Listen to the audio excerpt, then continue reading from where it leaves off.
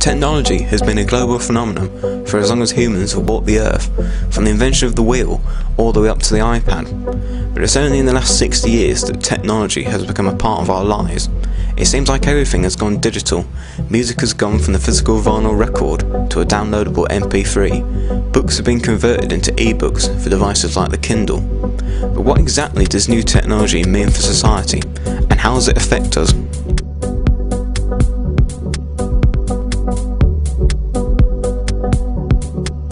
In the age of digital technology, society has learnt how to communicate in different ways. We still use traditional means like landline telephones or sending letters by post, but others like the telegraph are now gone. However, new technology means that we can communicate with others instantly, social networking being a perfect example. This breaks down any distance barriers between us, and some might say that this makes the world a smaller place. The media theorist Marshall McLuhan first introduced the idea of a global village. The world is now like a continually sounding tribal drum, where everybody gets the message all the time. A princess gets married in England, and boom, boom, boom go the drums. We all hear about it. An earthquake in North Africa, a Hollywood star gets drunk, away go the drums again. McLuhan believed that the world and its society had not moved forward from the tribal days of cavemen. As he put it, we're still beating our tribal drums in relation to technology and the media.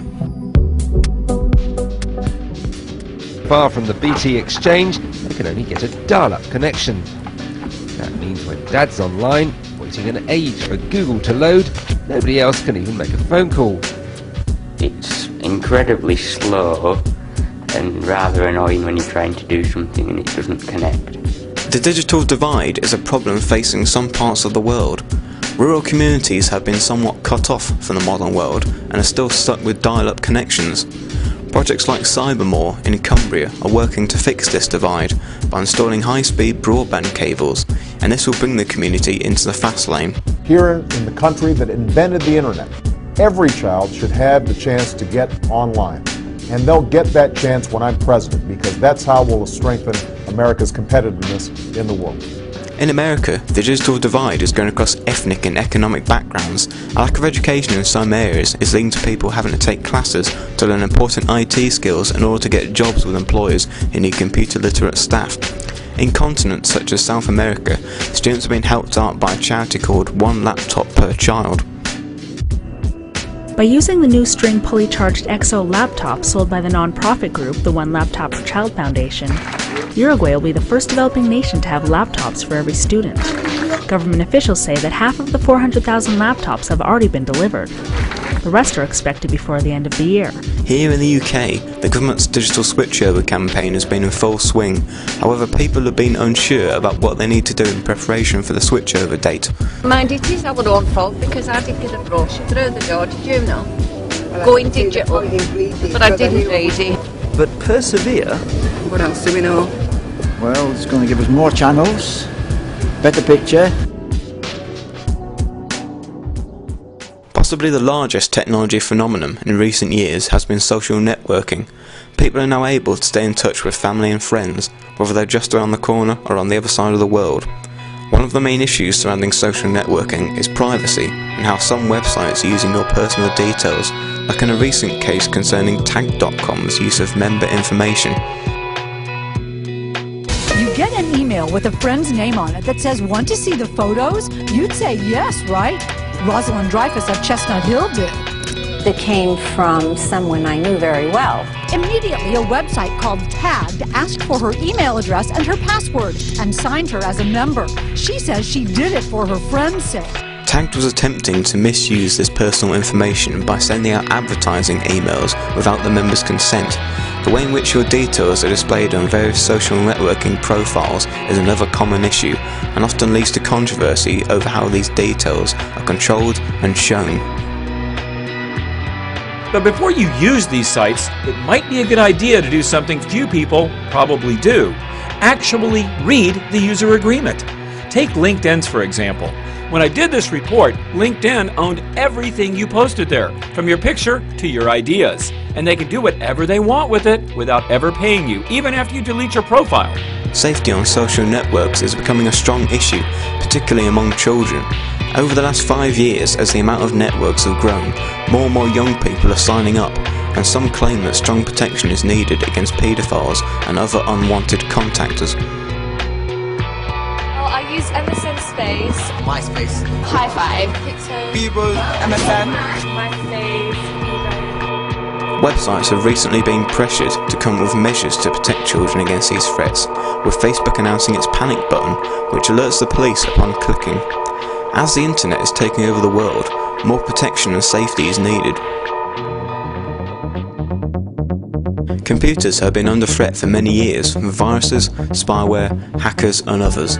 The best protection for a computer is a firewall, which will protect your digital files and personal information in the event of an attack.